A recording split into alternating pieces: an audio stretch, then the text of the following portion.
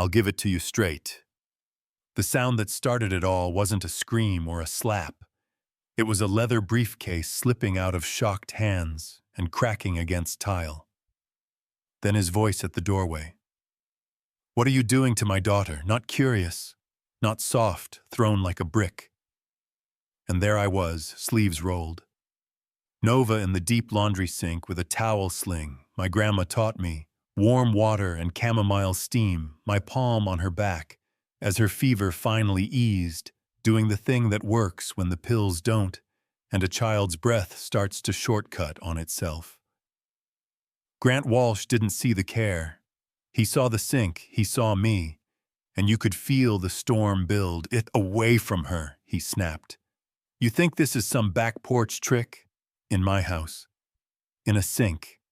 And even though he didn't use the ugliest words you know, when people think them right, Nova reached for me and whispered, Mimi, don't go that cut him, but not enough to stop the verdict. Leave your key with Miles, you're done by sundown. So I wrapped my mustard shawl around the part of me that wanted to howl, said yes, sir, to the floor, not to the man, and walked out past the lemon tree I planted by the kitchen window, past the chalk planets on the patio, telling myself that love is a verb, and people decline verbs every day. I thought that was the end, I really did. But shame has its own timetable, and somewhere between his whiskey going warm and the house going too quiet, Grant opened the ceiling camera feed, scrubbed to the moment hit play, and heard the lullaby, the one my mother hummed, sorting grass stains, slow hands, steady voice. You borrow a heartbeat for the child until hers settles, the tape didn't show. Offense, it showed oxygen, and that's the thing about evidence. It doesn't shout. It just refuses to move, so the next morning, he showed up on my aunt's porch with my shawl and a check and a tidy little speech about making this right. I let him burn through it, then asked, the only question that matters, what exactly are you sorry for, specificity, is heavier than generosity. He had to say it, piece by piece. For assuming your hands could only clean, for speaking like marble, had more sense than you, for thinking authority made me a better parent, for 1 hour than you were for a year. Yeah, that happened. And when he finally looked up without the armor, I told him the boundary. I shouldn't have to defend, care in a house where the child knows me by comfort, more than you by schedule. He asked me to come back, I said.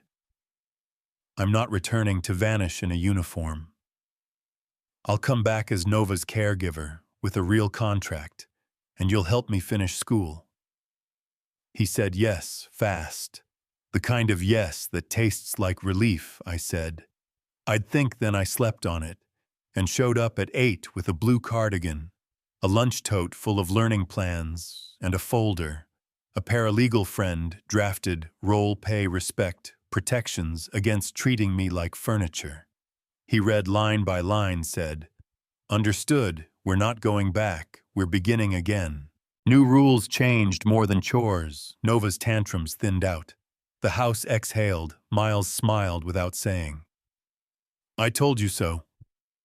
Grant started speaking low instead of loud, and funny thing, his authority held grief still lived in the corners.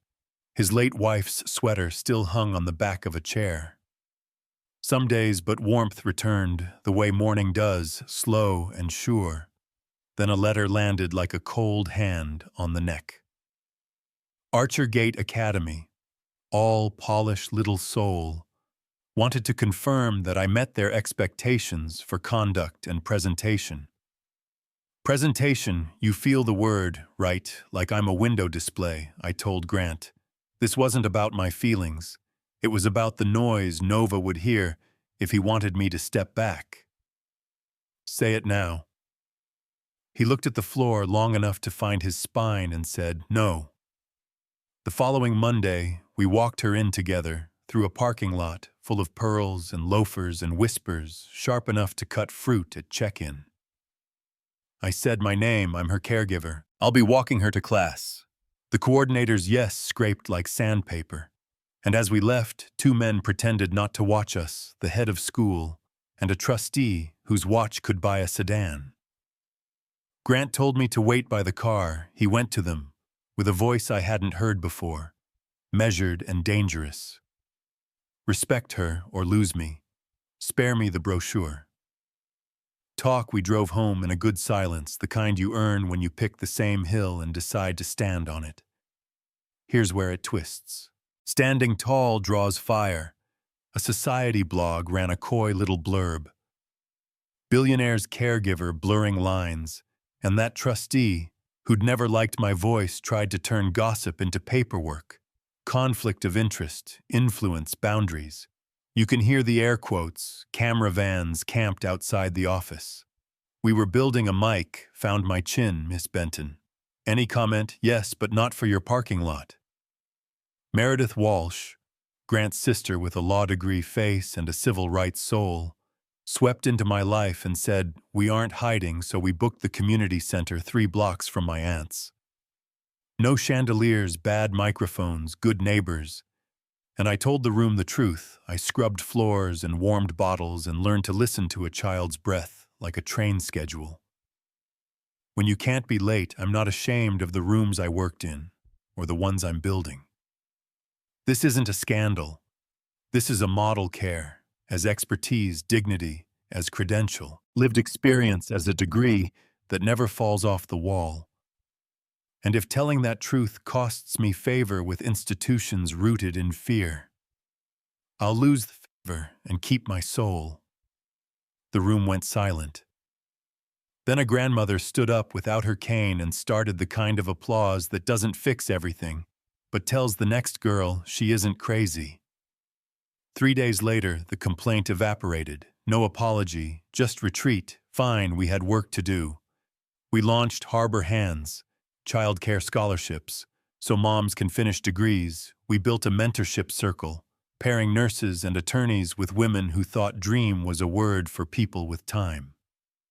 I said yes to stages that meant impact and no to optics with better lighting. A policy summit in D.C. asked me to sit on a panel. I told a room full of suits that policy without humanity is paperwork, and a senator caught me backstage to ask for help writing something shill. I said yes, with conditions. You will listen to the voices you keep forgetting to invite. Because we've been talking the whole time back home, we found a patch of land past the blueberries and named it the Commons. Miles and I walked an old barn in hard hats. "You sure this thing won't sneeze itself down?" he joked. "It's stronger than it looks, kind of like us." We built a teaching kitchen that smells like cinnamon on Saturdays. Garden beds low for pregnant bellies and high for bad backs. A ring of rocking chairs where crying doesn't require a thesis. Opening day, I stood in the back with a paper cup and listened. Laughter, a teenager painting 2 figures under a sunrise. Grant handed me coffee and said, "You didn't build a building, you built belonging." And I believed him because I could feel the floor hold. Not everything was a straight line. A woman in a gym line told me with a smile dipped in vinegar that I'd turned a job into quite an opportunity. I inhaled steam and left her in her own sentence a phone call from Baton Rouge. Told me my father, the man who left when I was 12, had died. Grief is weird. It breaks you for people who didn't know what to do with your heart. When they had it at his funeral, I said, "Absence leaves fingerprints and broken stories. Still have chapters worth reading." I flew home and Nova drew us beneath the sun with arms and asked if I could be at everything forever. I told her the truth. Kids deserve I can't be at everything.